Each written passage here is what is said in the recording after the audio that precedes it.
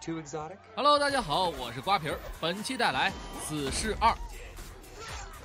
如今死侍依旧做着滴滴杀人的事业。善良的渐渐为了正义，杀死了一堆黑帮分子，甚至和10余名壮硕的裸男激情火拼。经过环球屠杀后，他还是回到了家乡，屠杀自己老家的犯罪分子，通过夺走他们的生命，根治了各大帮派。完事之后，坐着多芬的私人专车赶回家。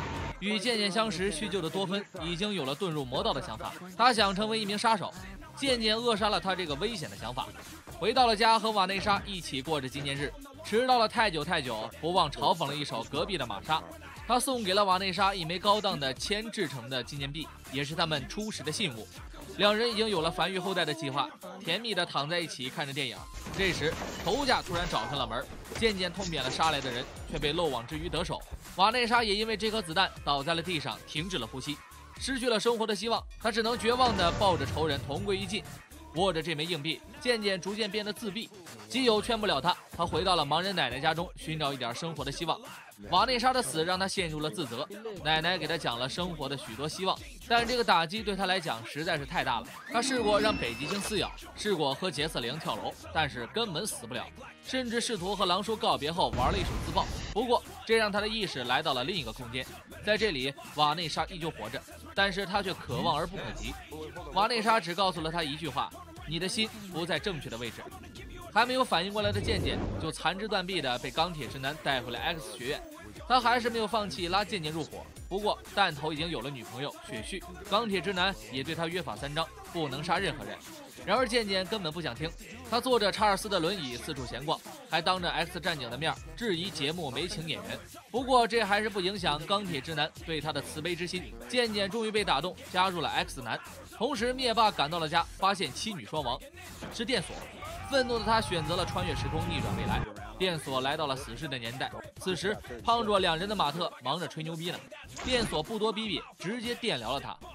而埃塞克斯公司依旧假装仁慈地治疗着变种人，幼小的变种人被他们折磨得遍体鳞伤，小胖罗素更是被校长当众行刑，因此罗素彻底爆发，袭击了疗养院。刚力士带着10系 X 战警及时赶到现场，渐渐亲自谈判了罗素。罗素火拳的能力直接袭击了弹头和刚力士，本想搞死罗素的渐渐被刚力士的不杀人规定所约束着，嘴炮没几句呢，被罗素就打上了天。摔到楼里的渐渐不忘在狼叔身上签自己的名字，一招完美的砸地碎了膝盖，紧接着一记刀柄干到了罗素，罗素也被带上了超能力抑制项圈。但渐渐突然发现罗素一直被虐待，这让他想起了曾经的自己，他选择了破戒，杀死了折磨他的人，刚力士也因此对他失望透顶。杀人的渐渐和罗素一起被关进了冰河监狱，这里充满变种人，但都是被戴上了项圈。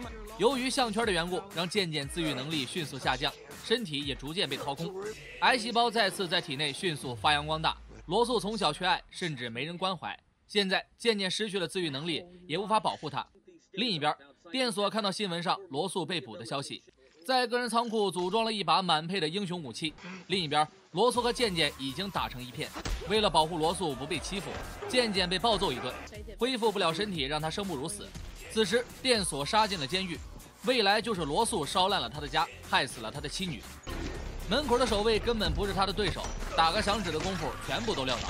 他直冲向了罗素，渐渐拼尽全力保护他不被伤害，可惜自己能力有限，被电索打成了残废，项圈也因此毁掉。渐渐迅速自愈了身体，和电索展开了跨世纪大战。当电索质疑他的身份时，渐渐说不管罗素在未来做了什么，渐渐都不想眼睁睁地看着一个14岁的小男孩死于非命。但他敌不过神装电索，纪念币也被夺走，而渐渐假装说自己不关心罗素，恰好被罗素听个正着。他引爆了炸弹，两个人摔出了监狱。坠入湖底后，渐渐的意识再次来到了另外一个空间，而这次瓦内莎的话更让他坚定决心保护罗素。这次他要从武装运输队中救出罗素，还要对抗电索。罗素认为渐渐抛弃了他，开始一蹶不振。他也趁乱结识了重点关押对象红坦克，而渐渐也开始招募仪式。第一个应聘的就是扭曲电磁场的喧嚣，随后硫酸弹、隐形人和碎星也招入其中。幸运星多米诺也被拉来组队，而没啥屌能力、靠着一个好名字的皮特也被拉入了战队。渐渐安排着伏击的计划，而押送也正在进行着。全副武装的渐渐战队从天空中一跃而下，这一幕怎么看着都像是钢铁侠2啊！开伞后队友相继去世，没有一个走得安详。隐形人也被点成了布拉德皮特，只剩下了幸运星多米诺。无奈的健健只能骑着小棉衣赶往现场。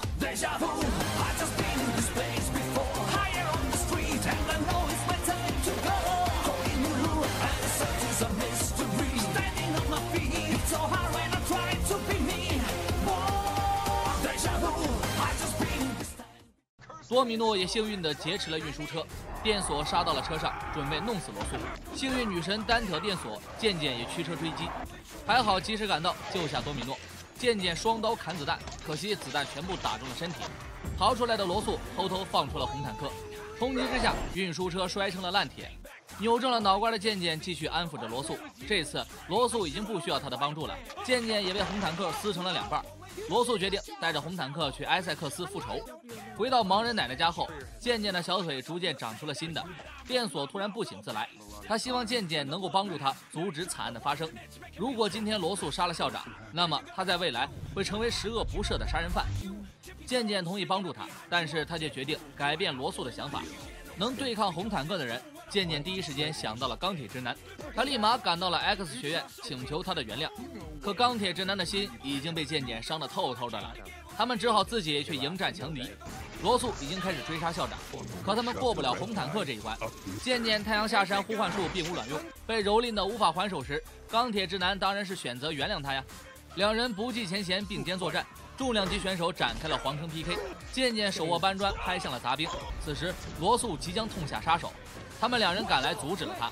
在血虚的亚洲捆绑和弹头的致命冲击下，刚力士暂时打败了红坦克，而罗素也已经无法控制。试图安慰他的渐渐被烧成了灰色，他选择带上抑制器劝说他，而看不到希望的电索选择了开枪，这一枪被渐渐挡下。甘愿为他而死的决心让罗素放下了杀心，未来也因此发生了改变。这下渐渐终于可以安稳地去陪伴瓦内莎了，他选择了死亡，对着队友做了最后的告别，停止了心跳。但他还没死，哼了一首歌谣后，他死透了。他再次来到了另外一个空间，这次终于可以接触到瓦内莎，而他也恢复了帅脸。两个人准备在天堂上过着幸福的生活，但是电索不同意啊，强行逆转了时间，回到了准备迎战之前。